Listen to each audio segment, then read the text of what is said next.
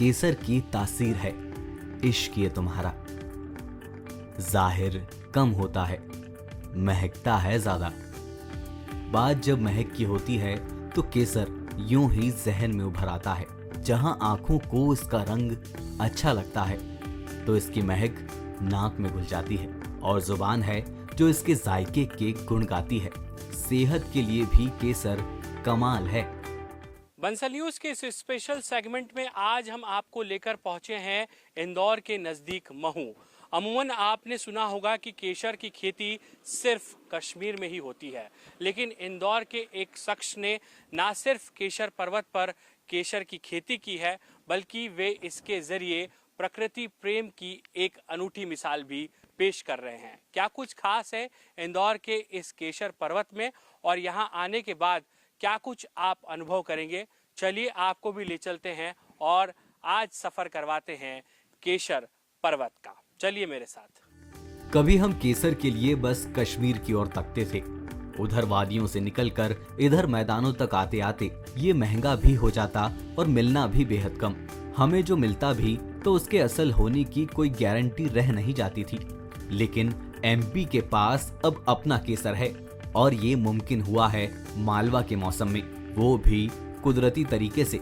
ये मालूम हो कि केसर उगाने के लिए दिन में 18 डिग्री तो रात में 5 डिग्री तापमान चाहिए होता है। और इस वक्त वे ही इन तमाम केसर के पौधों की निगरानी कर रहे हैं।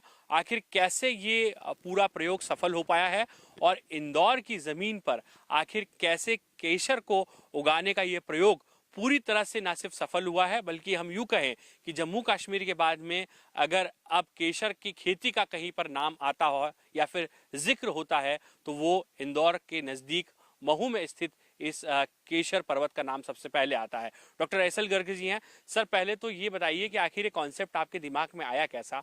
और हम ये देख रहे हैं कि ये जो खेती अमूमन कश्मीर में होती है, जहाँ पर 16 मीट्रिक टन से ज़्यादा उत्पादन केसर का होता है, जो आंकड़े कहते हैं, और ऐसे में जो पथरीली मिट्टी, यहाँ की मिट्टी जो मालवा की अलग तासीर की होती है, वहाँ पर आपने चमत्कार आखिर कैसे कर दिखाया?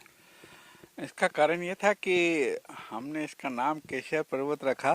तब केसर उगाने का हमारा कोई आइडिया नहीं था, क्योंकि केसर पर्वत में हमने ये सोचा था कि एक सुंदर सघन जंगल बने और विभिन्न प्रजाति के पेड़ उगाए जाए।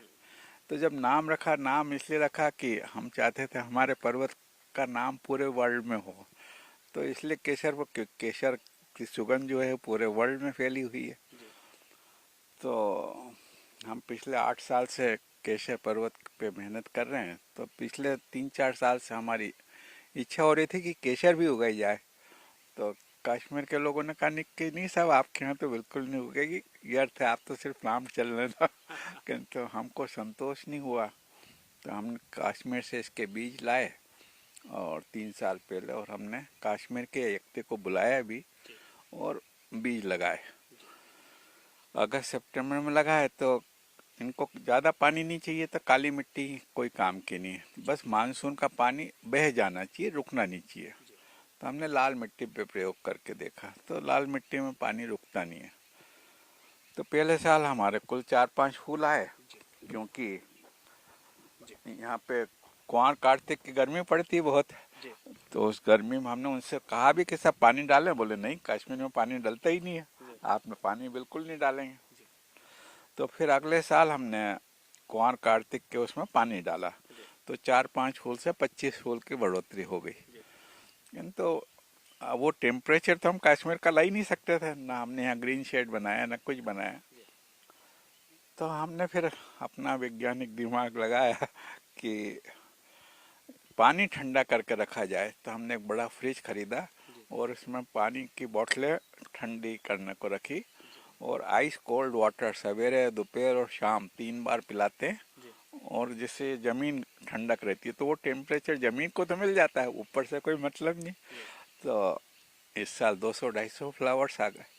तो इस तरह से केसर हमारे यहाँ चल रही है। लोग अन्यथा एसी रूम में खेती करते हैं, हम ज़मीन पे खेती कर रहे हैं। इंदौर से करीब 40 किलोमीटर दूर महू में केसर पर्वत मौजूद है। करीब 22 एकड़ में बने इस कैंपस में केसर उगाने का कारनामा किया है डॉक्टर एसएल गर्ग ने। होलकर कॉलेज के प्रिंसिपल रह चुके डॉक्टर गर्ग कई वर्षों से केसर पर्वत पर केसर उगाने की कोशिश कर रहे थे। पिछले 2 सालों में उनकी कोशिश रंग लाई है। अब हर साल ठंड के मौसम में यहाँ केसर के फूल खिलते हैं।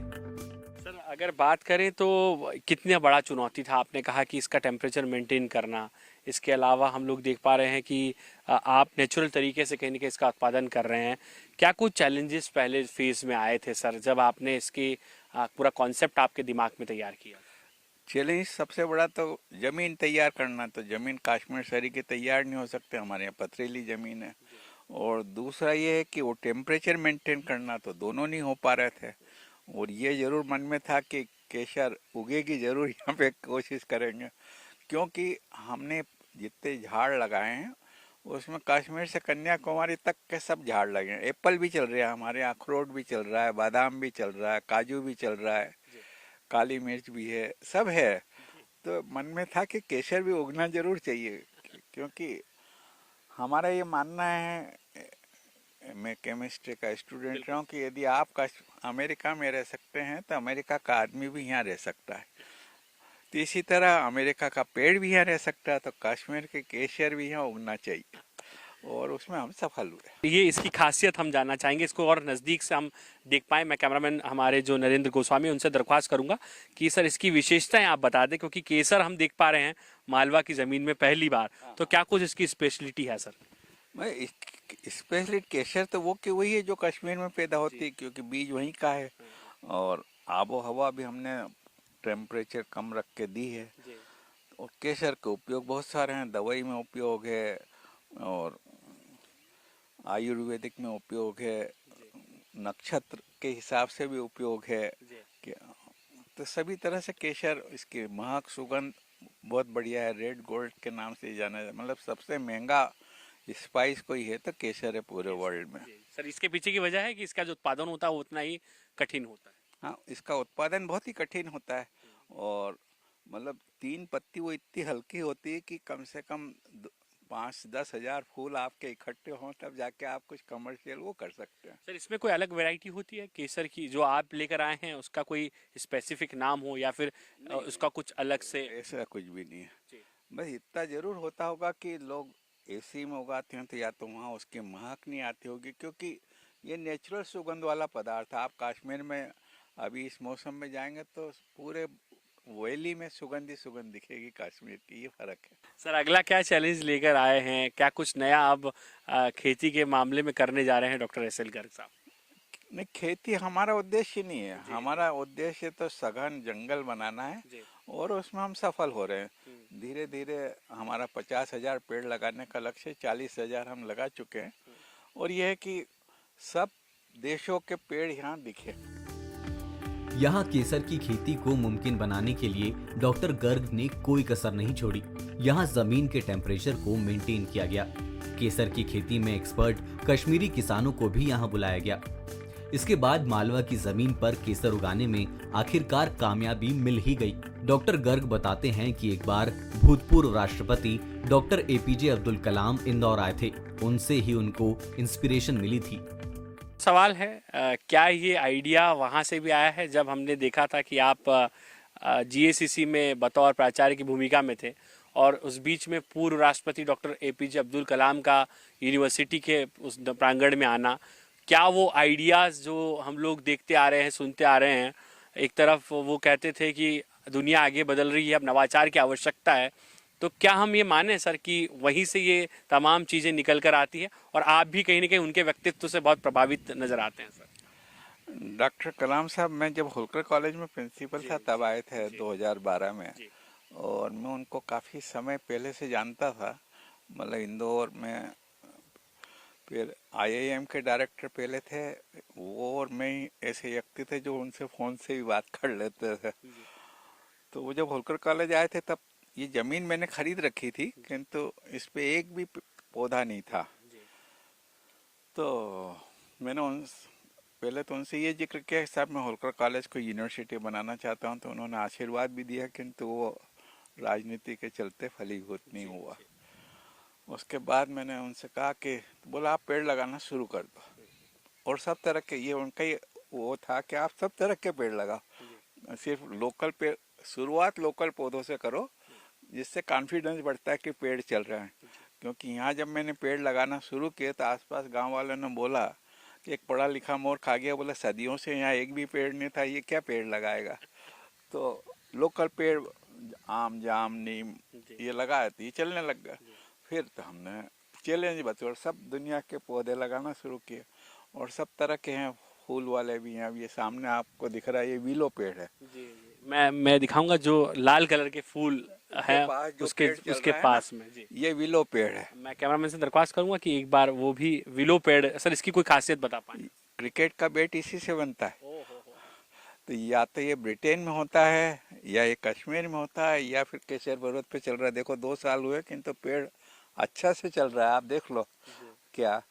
तो ये खासियत है। उधर वो कचनार है, वो देखो उसमें क्या फ्लावरिंग आ रहा है बढ़िया सा।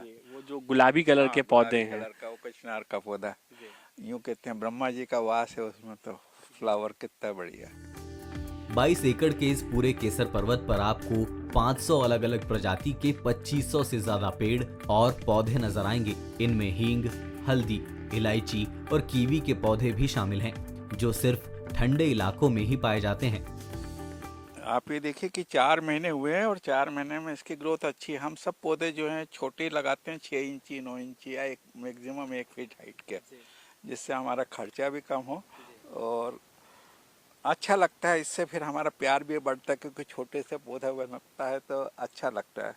तो आप ये देखिए 4 महीने में हींग की ग्रोथ बहुत बढ़िया बनी हुई है, हरियाली भी है, और इसकी रूट में बराबर आपको हींग मिलेगा। अवोकेडो है, ये हम ऑस्ट्रेलिया से लाए हैं। आप देखिए इसमें भी 1-2 साल में फल आ जाएगा। तो ये अवोकेडो है। उसके आगे संतरा है, मौसम्बी है, अनार है। मतलब एक ही जगह पे आप देखिए सब फल उग रहे हैं। जाम है, सीताफल है, फालसा है। महू का केसर पर्वत इको टूरिज्म का भी एक बेहतर उदाहरण बना है। प्रकृति प्रेमी यहाँ आते हैं और केसर के अलावा दूसरे पेड़ पौधों की जानकारी भी जुटाते हैं।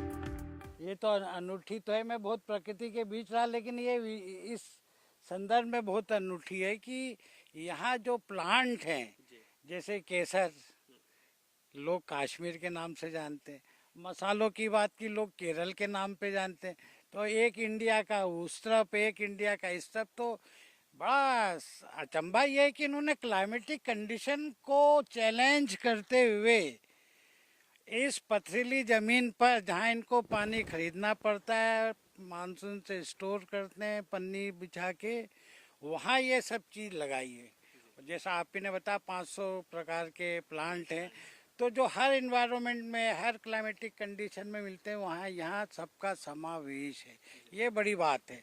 मैं तो जब प्रवेश किया तब मुझे लगा कि मैं किस जगह पर आ गया हूँ, और जब डॉक्टर साहब से बात हुई, गर्ग साहब से, तब मुझे महसूस हुआ कि ये निश्चित ही ये असंभव को संभव कर देने वाली कथा है। क्योंकि यहाँ कुछ भी नहीं है, पानी भी इस ज़मीन के अंदर से नहीं लाए हैं। इस पानी को भी इन्होंने अपने स्रोत से और वर्षा के जल से संचित किया हुआ है।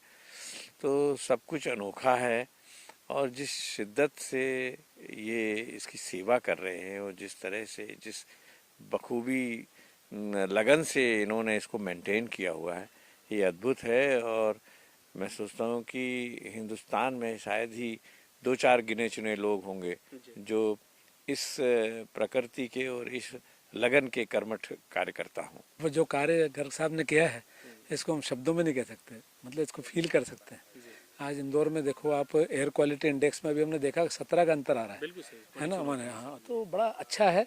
और बस हम तो गर्ग साहब को जो है बहुत सैल्यूट करते हैं सर, इतना अच्छा इन्होंने किया, और यही प्रेरणा दें, और हम लोग जो इनका सहयोग कर पाए करेंगे। ये इलाका कभी बंजर था, यहाँ की जमीन पथरीली थी, लेकिन डॉक्टर गर्ग की नई सोच और मेहनत ने इसे हरा भरा बना दिया है। केसर पर्वत को संवारने और सजाने वाले डॉक्टर गर्ग समाज के असली हीरो हैं। जो पौधे भी हैं जो लुप्त होते जा रहे हैं, जिन्हें देखरेख के अभाव में कहीं न कहीं ये कहा जा सकता है कि जो अब खत्म होने की कगार पे हैं, उन्हें भी सहेजने का काम डॉक्टर एस.एल. गर्ग साहब कर रहे हैं।